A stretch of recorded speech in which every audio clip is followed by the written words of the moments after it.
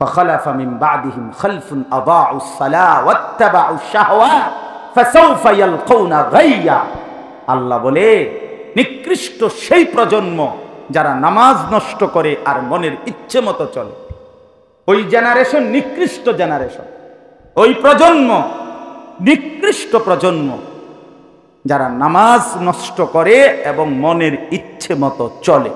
আল্লাহ বলে ফাসাউফা ইয়ালকাউনা গাইয়া, আমি অচিরেই তাদেরকে জাহান্নামের সবচেয়ে নিকৃষ্ট গর্ত, সবচেয়ে ভয়ঙ্কর আযাবের গর্ত জাহান্নামে একটা আছে, সেটার নাম হলো গাই।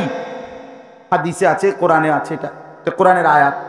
আমি গাই নামক জাহান্নামের সবচেয়ে বেশি আযাবে ভরপুর পূর্ণ গর্তে এই নাফরমানদেরকে ছুঁড়ে মার। বন্ধু বিশ্বাস, এটা কোরআনের আয়াত। এই ছেলেরা বিশ্বাস করবা, কসম খোদার, এটা কোরআন শরীফের আয়াত। সত্য করে বলে, আমি কালকে হজের থেকে আসছি। হাজি সাহেব কি আর উল্টা করে? আমার হজ্জের পরে আজকেই প্রথম মাহফিল। সবার কাছে বিনীত অনুরোধ, দয়া করে আল্লাহর ওয়াস্তে সবাই যদি মুখটা বন্ধ করেন, একটু চুপ থাকেন, ভালো হয় ভাই। আপনারা যে কয়েকজন শ্রোতা বসছেন, তার যদি 10 ভাগের 1 ভাগও বসে, আমার কোনো আপত্তি নেই। 2-4 জনও যদি বসে তাও সমস্যা নেই। আর 2 জন শ্রোতা আমার গাড়িতে আমি সাথে নিয়ে আসছি, ওনারা আছে 2 জন আমার সাথে, আমার হেরাও শুনলেও চলবে আমি। কিন্তু আল্লাহর ওয়াস্তে একটা কথা বলে, মেহেরবানি করে কমপক্ষে এইটুকু মানুষ, আপনারা যে কয়জন বসছেন আপনারা কথা বলেন ইনশাআল্লাহ। চুপ থাকলে ভালো হবে, কথা বললেন না, এটা ভালো, আমি বললাম। আর যদি কথা না বলে থাকতে না পারেন কোনোভাবে, তো উঠে চলে যান। যার কথা বাকি আছে আপনি কোথাও গিয়ে বলেন, কোনো সমস্যা নেই। কসবা উপজেলা তো আর এই কদ্দুর জায়গা না, আরো জায়গা আছে, তো অন্য জায়গায় গিয়ে বলেন।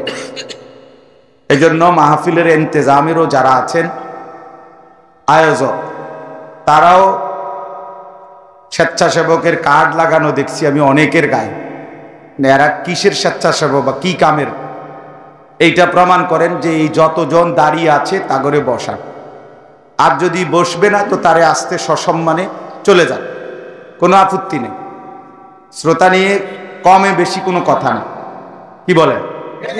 মূল বিষয় কি শ্রোতা বেশি বা কম, এটা বিষয়?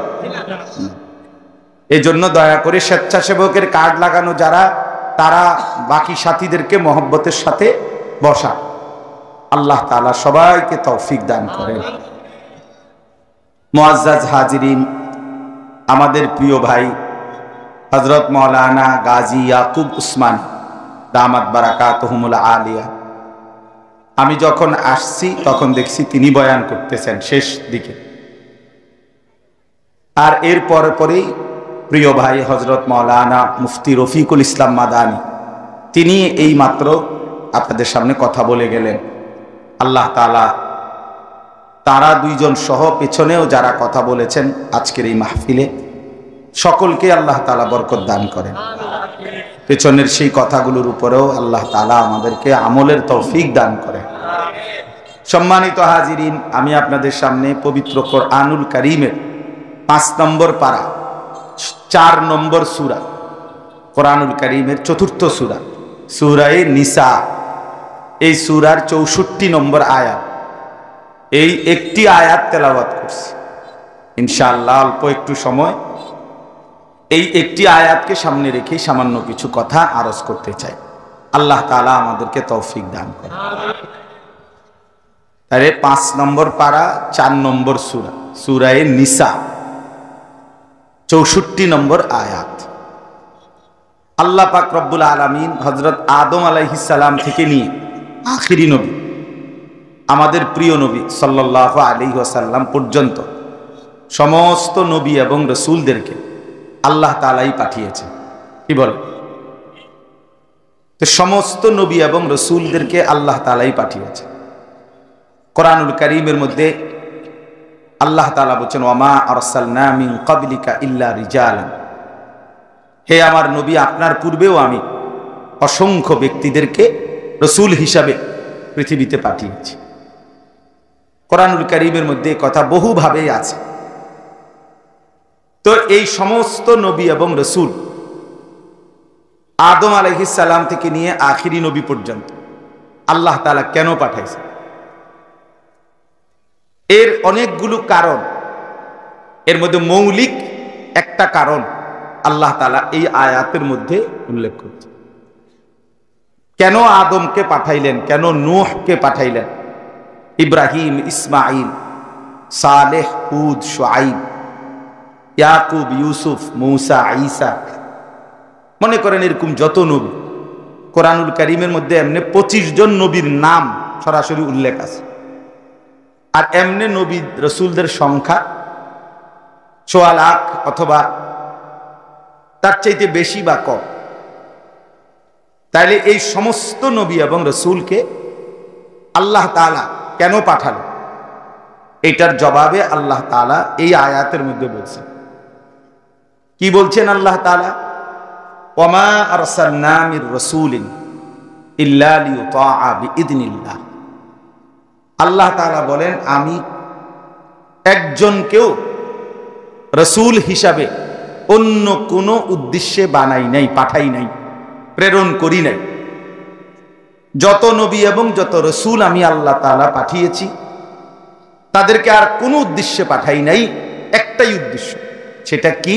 ইল্লা লিইউতাআ, তাদেরকে আমার বান্দারা অনুসরণ করবে, শুধুই কেবল এই উদ্দেশ্য।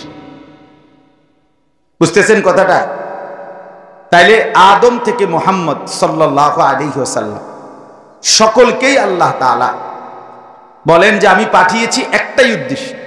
সেই উদ্দেশ্য হলো লিইউতাআ বিইذনিল্লাহ, আল্লাহর হুকুমে, আল্লাহর আদেশে, আল্লাহর ইচ্ছায় তাদের আনুগত্য, তাদের অনুসরণের জন্য। তাহলে আদমকে আমি আল্লাহ পাঠাইলাম অনুসরণের জন্য, নূহকে আমি আল্লাহ পাঠাইলাম অনুসরণের জন্য, মূসা, ঈসা, ইব্রাহিম, ইসমাইল, সালেহ, হুদ, শুআইব, ইয়াকুব, ইউসুফ, যতজনকে আমি নবী এবং রাসূল বানিয়েছি একটাই উদ্দেশ্য, আমার বান্দারা ওই নবীদের সম্প্রদায়, কওম, তাদেরকে অনুসরণ করবে। এই জন্য এটাই মূল উদ্দেশ্য, লিইউতাআ বিইذনিল্লাহ, আল্লাহর হুকুমে, আল্লাহর আদেশে জনগণ, সর্বশ্রেণীর মানুষ তাদের অনুসরণ করবে, আনুগত্য করবে, এই উদ্দেশ্য। এই কথাটাই হলো এই আয়াতের প্রথম কথা। আর দ্বিতীয় অংশটা আরেকটা কথা, এটা আরেকবার আলাদা বলতেছি। আগে এই কথাটা একটু বলি, পরে আবার দ্বিতীয় অংশটা বললে আমার কথা শেষ ইনশাআল্লাহ।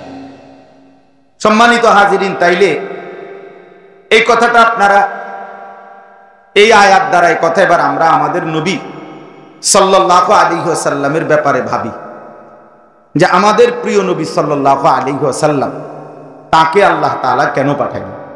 একই উত্তর, লিইউতাআ, তার আনুগত্যের জন্য, আমরা যেন তাকে অনুসরণ করি, এই জন্য। আর কোনো উদ্দেশ্য নেই। আরবিতে নফি ইস্তেসনা, এখানে একটা শব্দ আছে অমা, মা, এটা না বোধক শব্দ। আর ইল্লা একটা শব্দ আছে, এটা হলো পিছনে যতজনকে না করছে যত বিষয়কে, এরপরে যেটা বলে শুধুই এটা উদ্দেশ্য, এটা বোঝানোর জন্য, হসর বুঝা। যেমন কোরআনে আছে, আপনারা আরো বাংলায় বুঝবেন সহজে, ওয়ামা খালাকতুল জিন্না ওয়াল ইনসা ইল্লা লিয়াবুদুন। এইটা যেরকম কথা, এটা স্টাইল, বলার ঢং, এইটা এরকম। আল্লাহ তাআলা বলেন, আমি মানুষ এবং জিনকে অন্য কোনো উদ্দেশ্যেই বানাই নাই, শুধুই একটা উদ্দেশ্য, আমার ইবাদত করো। এই কথাটা বুঝছেন? এটা যেরকম যে আর কোনো উদ্দেশ্য নাই,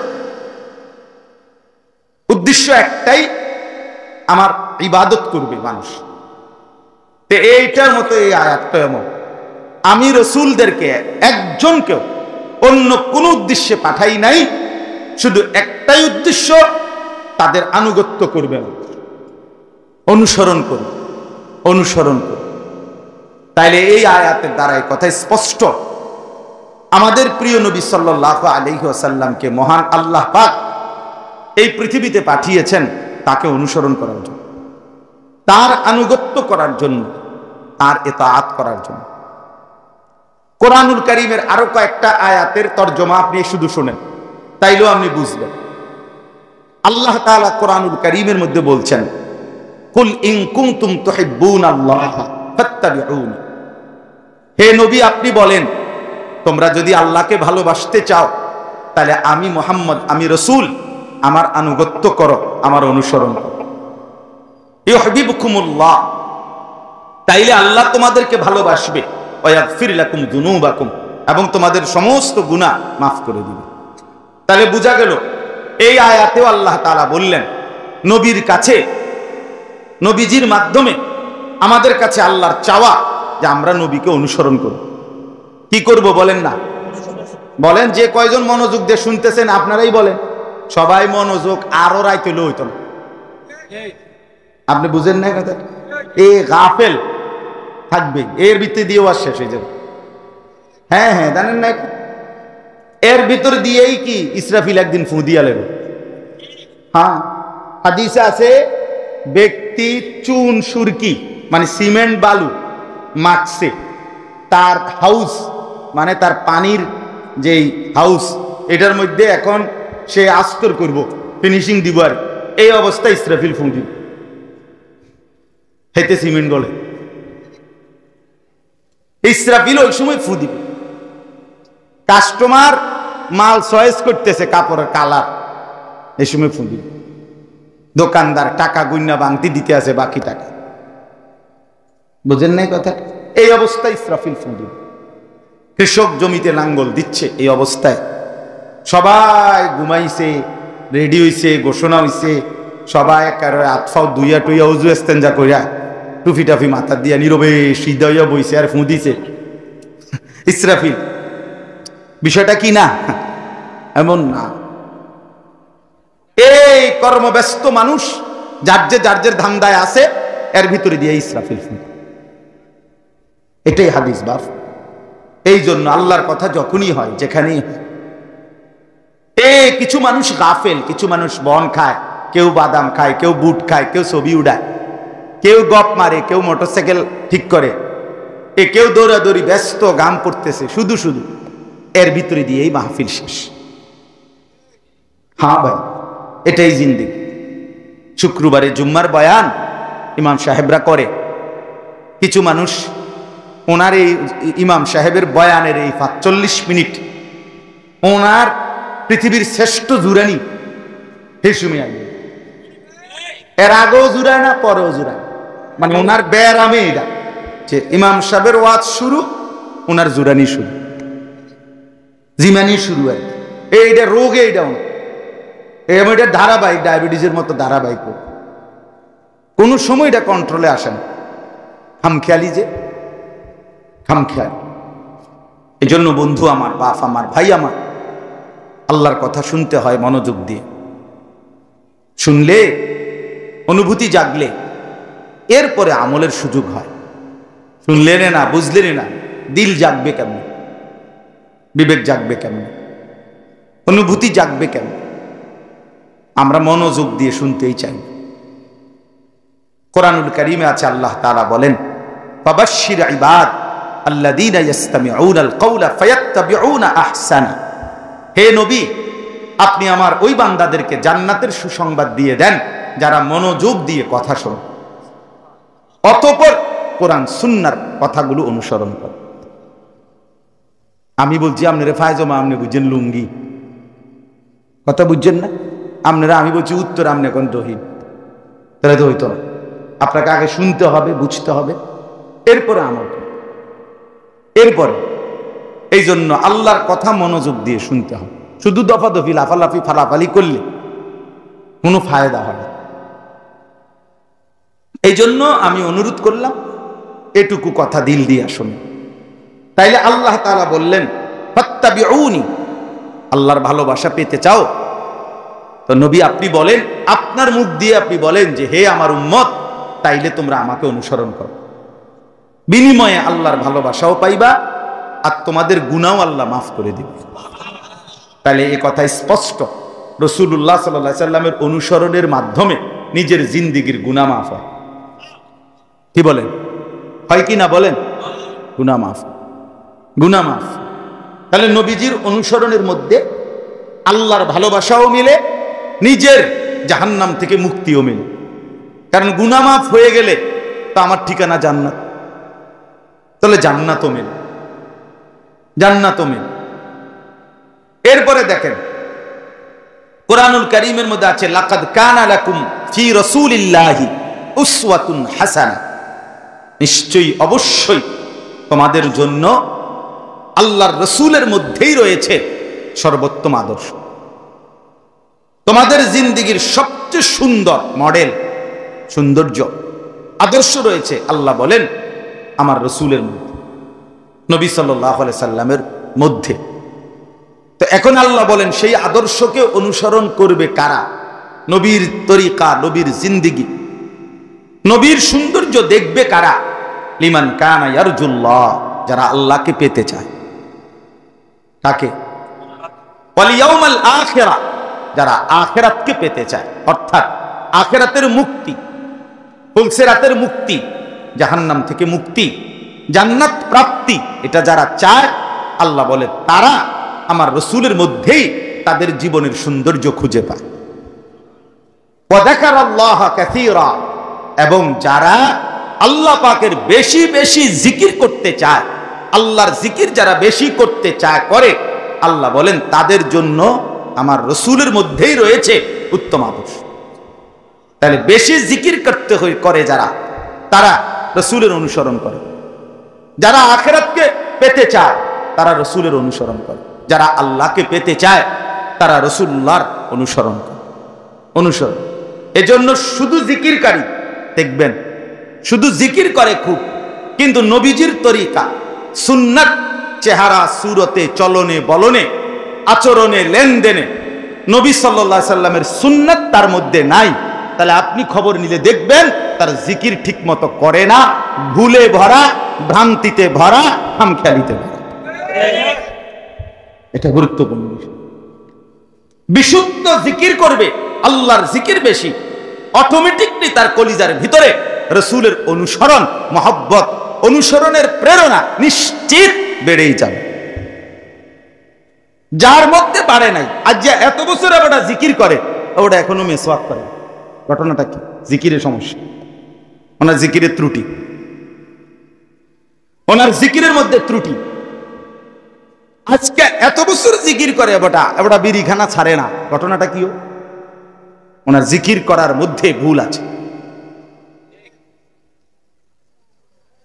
আজকে এত বছর উনি জিকির করে, অথচ চা দোকানে টেলিভিশন দেখার আড্ডাটা এখনো ছাড়ে না। বুড়ো হয়ে গেছে, 65 বছর বয়স, 70 বছর বয়স, এখনো টেলিভিশনের আড্ডা ওনার ছাড়ে নাই।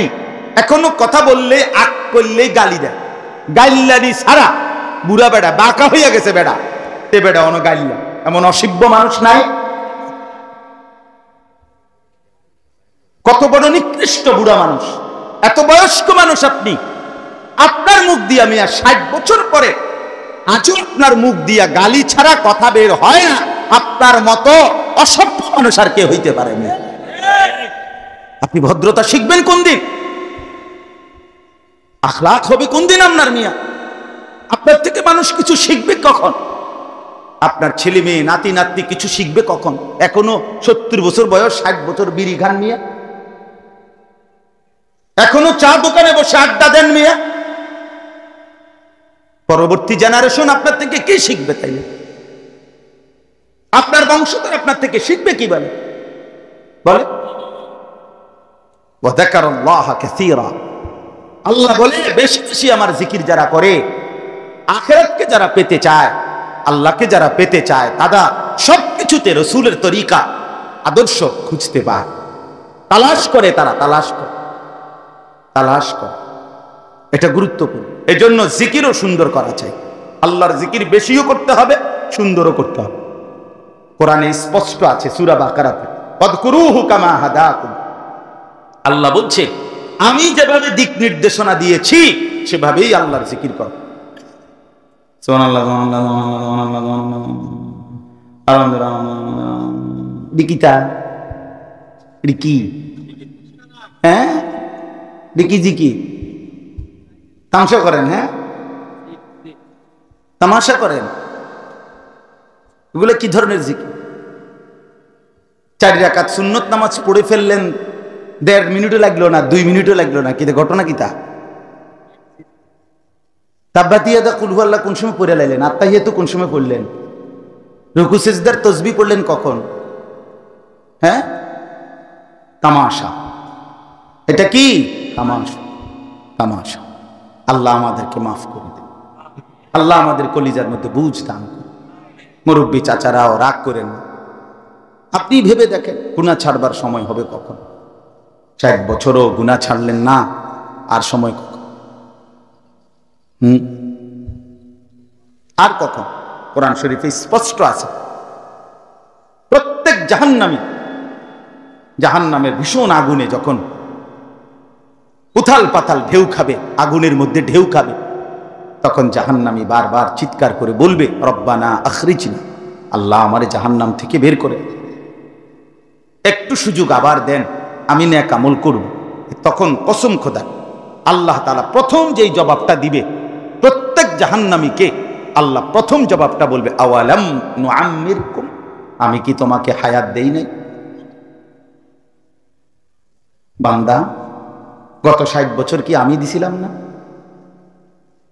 মনে নাই?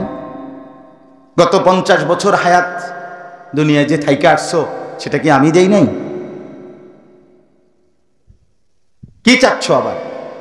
কিসের হায়াত চাচ্ছ? সেটা তুমি দিয়ে আসছিলাম। আওয়ালাম নুআম্মিরকুম, এই জন্য আমাদের প্রত্যেকের হায়াত, জিন্দিগি, দোস্ত নওজোয়ান, তোমারও জিন্দিগি, আমারও জিন্দিগি, তোমার সময়ের এই যৌবনের এই টাইম, এটা কিন্তু আল্লাহ জিজ্ঞেস করবে, এটা আমি দিছিলাম না? আল্লাহ আমাদেরকে হায়া, লজ্জা, শরম দান করে। লজ্জা জীবনের বড় সম্পদ। আল হায়াউ শু'বাতুম মিনাল ঈমান। নবী সাল্লাল্লাহু আলাইহি সাল্লাম বলেন, ঈমানের সবচেয়ে গুরুত্বপূর্ণ একটি শাখা হায়া, লজ্জা, বিবেক, অনুভূতি। তাহা কি করছি? কার জমিনে, কার রিজিক খেয়ে, কার আসমান আর জমিনে আমি নাফরমানি করছি? এই লজ্জাটা আসে, অনুভূতি, হায়া, শেষ অনেক বড় সম্পদ। নবী সাল্লাল্লাহু আলাইহি সাল্লাম বলেন, ইযা লাম তাস্তাহি ফাসনা মা শি'ত, যখন হায়া, লজ্জা চলে যায়, তো যা ইচ্ছা তুমি তাই করো, যা নাফরমান, তোর যা মন চায়, তোর জন্য শরমে নাই। আর কি?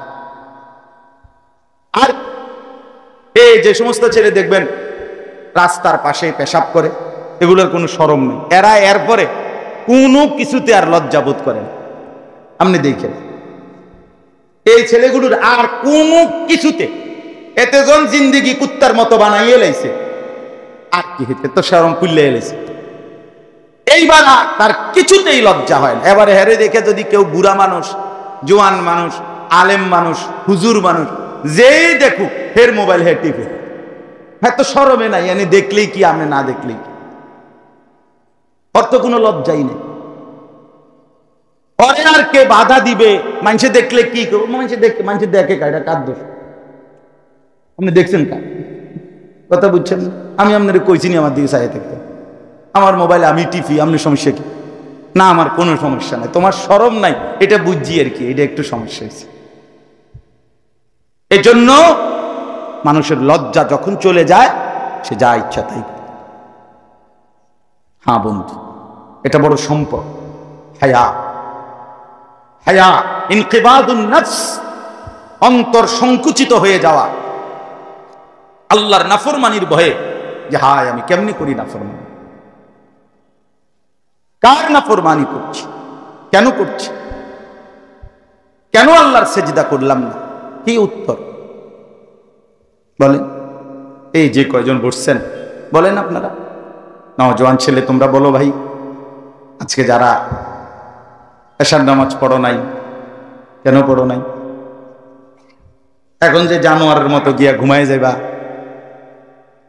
কেমনে ঘুমাইবা? বেশরম, বেহায়া, এই নির্লজ্জ, ঘুমাইবা কেমনে? আরে নাফরমান, ঘুমাইবা কেমনে?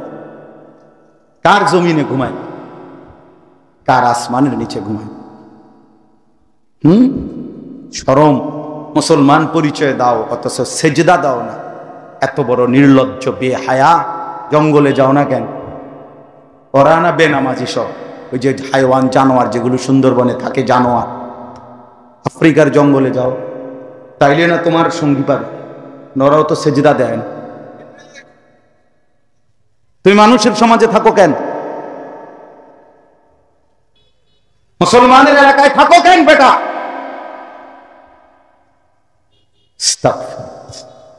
মানে কতটা নির্লজ্জ আপনি কোন?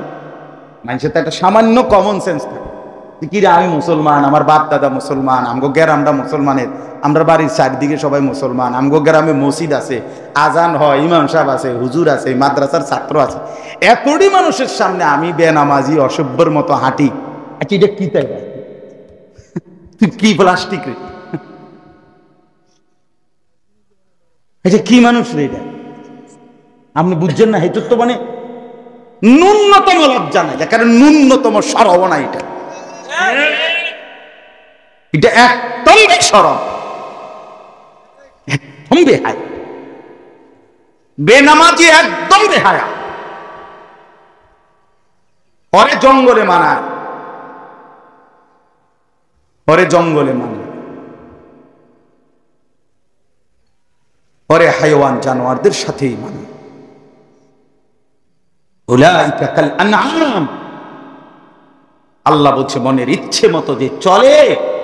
কোরআনের আয়াত এটা বন্ধু, সে জানোয়ারের মতো। কিসের মতো? হ্যাঁ, বাল হুম আযাল্লু সাবিলা। আল্লাহ বলেন না না, জানোয়ারের মতো না, বরং তার চাইতেও নিকৃষ্ট পথ হারা। সে মঞ্জিল চেনে না, গন্তব্য চেনে না, ঘর চেনে না, কোথায় ফিরে যাবে শেষ পর্যন্ত তাও জানে। আল্লাহ আমাদেরকে মাফ করে দেন। فخلف من بعدهم خلف أضاعوا الصلاة واتبعوا الشهوات فسوف يلقون غيا। আল্লাহ বলে নিকৃষ্ট সেই প্রজন্ম যারা নামাজ নষ্ট করে আর মনের ইচ্ছে মতো চলে। ওই জেনারেশন নিকৃষ্ট জেনারেশন, ওই প্রজন্ম নিকৃষ্ট প্রজন্ম যারা নামাজ নষ্ট করে এবং মনের ইচ্ছে মতো চলে। আল্লাহ বলে ফাসাউফা ইয়ালকাউনা গাইয়া, আমি অচিরেই তাদেরকে জাহান্নামের সবচেয়ে নিকৃষ্ট গর্ত, সবচেয়ে ভয়ঙ্কর আযাবের গর্ত জাহান্নামে একটা আছে, সেটার নাম হলো গাই। হাদিসে আছে, কোরআনে আছে, এটা কোরআনের আয়াত। আমি গাই নামক জাহান্নামের সবচেয়ে বেশি আযাবে ভরপুর পূর্ণ গর্তে এই নাফরমানদেরকে ছুঁড়ে মার। বন্ধু বিশ্বাস, এটা কোরআনের আয়াত। এই ছেলেরা বিশ্বাস করবা, কসম খোদার, এটা কোরআন শরীফের আয়াত। সত্য করে বলে, আমি কালকে হজের থেকে আসি, হাজী সাহেব কি উল্টা করে। আমার হজ্জের পরে আজকেই প্রথম মাহফিল। গতকালকে আমি মাগরিবের আগে আসছি মদিনা শরীফ থেকে। হ্যাঁ, এজন্য এরা নিকৃষ্ট প্রজন্ম। আল্লাহ আমাদেরকে মাফ করে দেন। এজন্য বললাম, আল্লাহ তাআলা বলেন, আল্লাহকে যারা পেতে চায়, আখিরাতকে যারা পেতে চায়, বেশি বেশি জিকির যারা করতে চায়, আল্লাহ বলেন তাদের জন্য আমার রাসূলের মধ্যেই রয়েছে সর্বোত্তম কি আদর্শ। আদর্শ কোরআনুল কারীমের মধ্যে আল্লাহ তাআলা বলেন, ওয়ামা কানা লিমুমিনিন ওয়ালা মুমিনাতিন ইযা কাদাল্লাহু ওয়া রাসূলুহু আমরান আন ইয়াকুনা লাহুমুল খিয়ারাতু মিন আমরিহি। এই দেখেন, এটাও তরজমা। আল্লাহ বলেন কোন মুমিন পুরুষ কিংবা কোন মুমিন নারী কারো জন্যই অনুমতি নাই আল্লাহ এবং তার রাসূল কোন সিদ্ধান্ত দেওয়ার পরে তার বিপরীতে নিজের কোনো মতামত পেশ করা। কসম খোদা, আল্লাহ বলে এটা কোনো মুসলমান হলে তার জন্য অনুমতি নাই। ওয়ামান ইয়াসিল্লাহা ওয়া রাসূলাহু ফাকাদ দাল্লা দালালাম মুবিনা। অতএব যে আল্লাহ এবং তার রাসূলের বিরুদ্ধাচরণ করবে আল্লাহ বলে সে সুস্পষ্ট গোমরাহির মধ্যে, পথভ্রষ্টতার মধ্যে নিমজ্জিত হবে। এই যে সদা বাংলা বলে কোরআনের তর্জমা, আয়াতের অর্থ স্বাভাবিক। এটার মধ্যে এই যে অর্থটা বললাম, এটার মধ্যে খুব ব্যাখ্যা করে বোঝানোর কিছু আছে? কথা বলেন না কেন? মানে এটা একেবারে বাংলা স্বাভাবিক কথাটা তর্জমা বলাতে বোঝেন না? আল্লাহ এবং তার রসুলের ফায়সালা শোনার পর কোন মুসলমান যদি মুসলমান পরিচয় দেয়, তার নিজের কোনো মতামত এর বিপরীতে পেশ করার অধিকার নেই। কোরআন শরীফে আরো আয়াত শুনে, এই যে আয়াতটা আমি পড়ছি তার পরের আয়াত 65 নম্বর আয়াত সূরা নিসাতে, এখানেই এখন যেটা পড়লাম তারপরের আয়াত, ফালা ওয়া রাব্বিকা লা ইউমিনুনা হাত্তা ইউহাক্কিমুকা ফীমা শাজারা বাইনাহুম। আল্লাহ বলে বন্ধু আমি আল্লাহ, আমি রব। আল্লাহ কি রব? আল্লাহ বলেন আমি রবের কসম, মানে আমার জাতের কসম। আল্লাহ নিজের কসম করে বলছে, আল্লাহ বলছে আমার নিজের কসম করলাম বন্ধু, আমি আমার নিজের জাতের, আমার সিফাতের, আমার রবের কসম দিয়ে বললাম, আপনি সিদ্ধান্ত দেওয়ার পরে যদি কেউ তার বিপরীতে কিছু বলে তার ঈমান থাকবে না। লা ইউমিনুনা, ফালা ওয়া রাব্বিকা লা ইউমিনুনা, ঈমানদার হবে না। কার সিদ্ধান্ত মতে দাড়ি কাটলেন?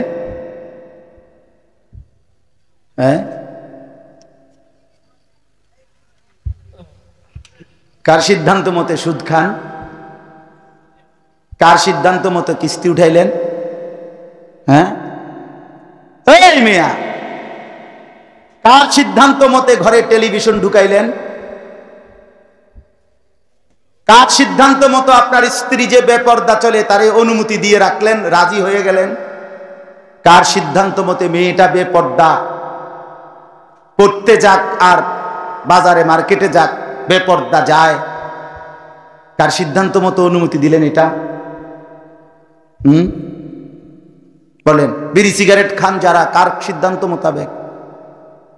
যুবক ভাই তোমরা যারা নামাজ পড়ো না, কার সিদ্ধান্ত মোতাবেক? চুলের এই ফ্যাশন কারে দেখে সাজাইলা? জিন্দিগি কার মতো সাজাইলা ভাইয়া? আল্লাহ তাআলা বলছে লা ইউমিনুন, লা ইউমিনুন। এই আয়াতের তাফসীর স্পষ্ট আছে, সব কিতাবে আছে। বিখ্যাত একটা ঘটনাই আছে নবীজির জামানার। দুইজন লোক নবীজির জামানায় একটা বিষয় নিয়ে ঝগড়া করছে, নবীজির কাছে ফায়সালার জন্য গেছে। নবীজি প্রকৃত যে ব্যক্তির দাবি সঠিক তার পক্ষে রায় দিছে, কিন্তু যার পক্ষে রায় দেয় নাই সেই লোকটা বলছে আমি শুধু এই রায় যথেষ্ট রাজি না, আমি ওমরের কাছে আবার যাব। তো ওই যার পক্ষে নবীজি রায় দিছে উনি বললেন চলো চলো ওমরের কাছেও চলো। তো ওমর রাদিয়াল্লাহু তাআলা আনহুর কাছে গিয়া মুকদ্দমাটা আবার পেশ করছে। ওমর রাদিয়াল্লাহু তাআলা আনহু জিজ্ঞেস করছে যে এই মামলার উপরে ইতিপূর্বে আর কেউ ফয়সালা দিছে কিনা? তো সেই লোক বলল হ্যাঁ, রাসূলুল্লাহ সাল্লাল্লাহু আলাইহি সাল্লাম এর পক্ষে ফয়সালা দিছে। তো এরপরে আমি মানি নাই, আপনার কাছে আবার আনছি। হযরত ওমর রাদিয়াল্লাহু তাআলা আনহু বলেন এখন আমার ফয়সালা বাকি, এই তো না? বলছে হ্যাঁ। বলছে তোমরা এখানে একটু দাঁড়াও, আমি ভিতর থেকে আসতেছি। ভিতর থেকে তরবারি আইনা একটা কোপ দিয়া তার কল্লা ফেলাই দিছে, দিয়া বলছে হাযা মা কাদাইতু, এটাই আমি ফয়সালা করলাম মিম্মান লাম ইয়ারদা বিকাদা'i রাসূলিল্লাহ, যে রাসূলুল্লাহর ফয়সালাতে যে সন্তুষ্ট হয় নাই তার ব্যাপারে আমার ফয়সালা এটাই। তখন ওমর রাদিয়াল্লাহু তাআলা আনহুর পক্ষে আল্লাহ তাআলা কোরআনের এই আয়াত নাযিল, ফালা ওয়া রাব্বিকা লা ইউমিনুনা হাত্তা ইউহাক্কিমুকা ফীমা শাজারা বাইনাহুম সুম্মা লা ইয়াজিদু হারাজাম মিম্মা কাদাইতা ওয়া ইউসাল্লিমু তাসলিমা।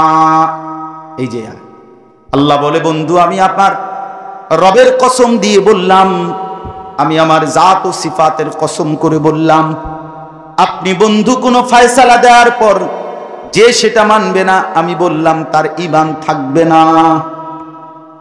কি থাকবে না? হ্যাঁ, আপনি ফয়সালা করেন। এই দুগা ভাত তরকারি খাইয়া নিজেরে চালাক মনে করি। আমরা এক একজন নিজেরে যেই পণ্ডিত মনে করি এ বাত আর বন খাইয়া চা দিয়া বিস্কুট দিয়া ভিজাইয়া খাই আর বিড়ি সিগারেট, হ্যাঁ আরে বাপরি এবার শালা কথা কয় দে মানে আরে না তুই কি বোঝো দম ওটা বোঝে। রাসূলুল্লাহ সাল্লাল্লাহু আলাইহি ওয়াসাল্লামের অনুসরণ, এর মধ্যে ঈমান, এর মধ্যে কি কথা বলেন না, লা ইউমিনু আহাদুকুম, নবী সাল্লাল্লাহু আলাইহি সাল্লাম বলে তোমরা পরিপূর্ণ মুমিন হবে না ততক্ষণ পর্যন্ত হাত্তা ইয়াকুনা তাবআন লিমা জিতু বিহি, হাত্তা ইয়াকুনা হাওয়াহু তাবআন লিমা জিতু বিহি, যতক্ষণ তার মনের চাহিদা, মনের ইচ্ছা আমি রাসূলের অনুগামী, আমার দিক নির্দেশনা মতো না হবে ততক্ষণ লা ইউমিনু, সে মুমিন হবে না, হবে না, হবে না। নবী সাল্লাল্লাহু আলাইহি সাল্লাম কতটা গুরুত্বপূর্ণ বলে, কতটা সাংঘাতিক কথা। এই জন্য দয়া করে আমার বাপ এটা বুঝতে শিখেন, ভাবতে শিখেন। আপনাদের কাছে অনুরোধ করলাম, আল্লাহ তাআলা বলেন ওমা আরসালনা মির রাসূলিন ইল্লা লিইউতাআ বিইذনিল্লাহ, সমস্ত রাসূল আমি পাঠিয়েছি লোকেরা যেন তার আনুগত্য কি করে বলেন। আচ্ছা এবার আসেন, একটা কথা বাকি থাকে, সেটা হলো প্রিয় নবী সাল্লাল্লাহু আলাইহি সাল্লামের ভালোবাসা, মহব্বত।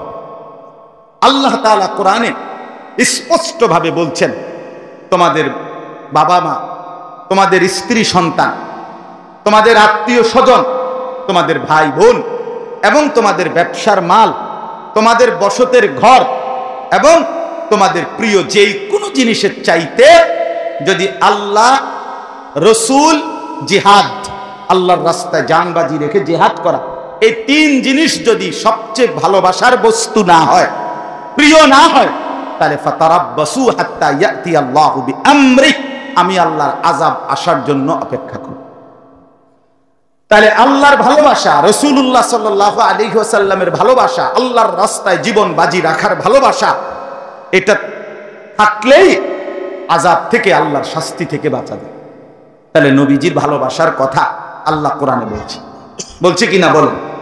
নবী সাল্লাল্লাহু আলাইহি ওয়াসাল্লাম নিজে বলছেন লা ইউমিনু আহাদুকুম হাত্তা আকুনা আহাব্বা ইলাইহি মিন ওয়ালিদিহি ওয়া ওয়ালাদিহি ওয়ান নাসি আজমাইন, তোমরা তোমাদের বাবা মা, সন্তানাদি এবং সমস্ত মানুষের চাইতে যদি আমি রাসূলকে সবচেয়ে বেশি ভালো না বাসো, তাহলে পরিপূর্ণ ঈমানদার হইতে পারবে না।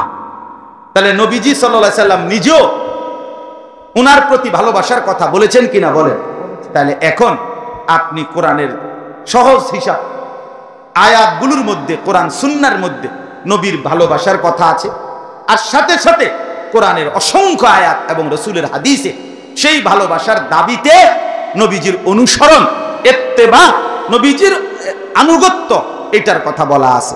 অতএব এই কথার আলোকেই মুফাসসিরিনে কেরাম, মুহাদ্দিসিনে কেরাম এই 1450 বছর ধরে ওলামায়ে কেরাম সর্বযুগে বলে আসছে যে রাসূলুল্লাহ সাল্লাল্লাহু আলাইহি সাল্লামের ভালোবাসা নবীজির অনুসরণের মাধ্যমেই প্রমাণ করতে হবে, আর নবীজির অনুসরণ যার মধ্যে আছে সেই কেবল রাসূলকে ভালোবাসে, এ কথাই প্রমাণিত হবে।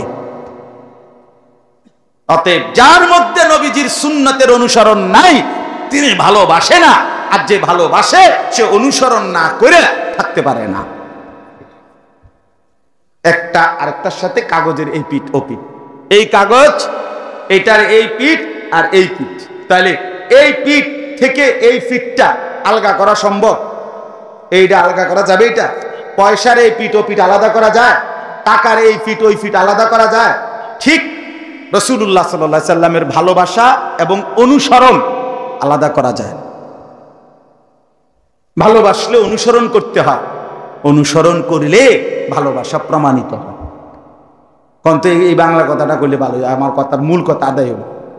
কোন কি কইছি? কোন ভালোবাসলে অনুসরণ করতে হয় না, না মাথা লাগতে বলি না মিয়া, মুখে বলতে বলছি। কোন কথা এটা?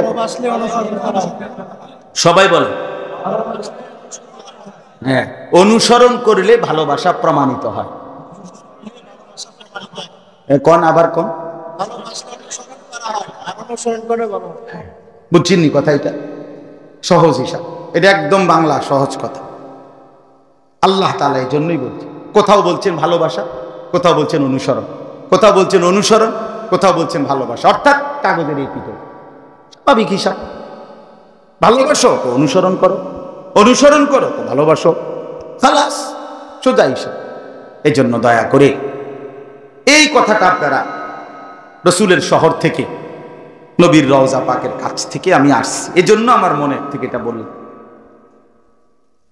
এজন্য বলি রাসূলুল্লাহ সাল্লাল্লাহু আলাইহি ওয়াসাল্লামের অনুসরণ ছিল আমার শায়েখ আরিফ বিল্লাহ হাকিমুন নফস আল্লামা মুফতি মুশতাকুন নবী কাসিমি দামাত বারাকাতুহু। হুজুর তো গত বছর নাকি এই মাহফিলে আসছেন, আলহামদুলিল্লাহ।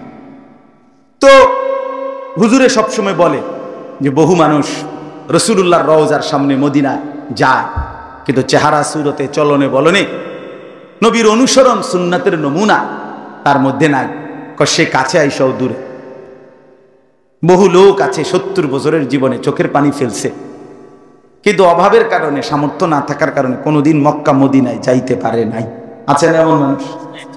কত গুনগুনাইয়া কানছে, কত গজল শুনছে নবীর জন্য, তো চোখের পানি পড়ছে, আমি কি যাব না, আমি কি দাঁড়াবো না কোনোদিন?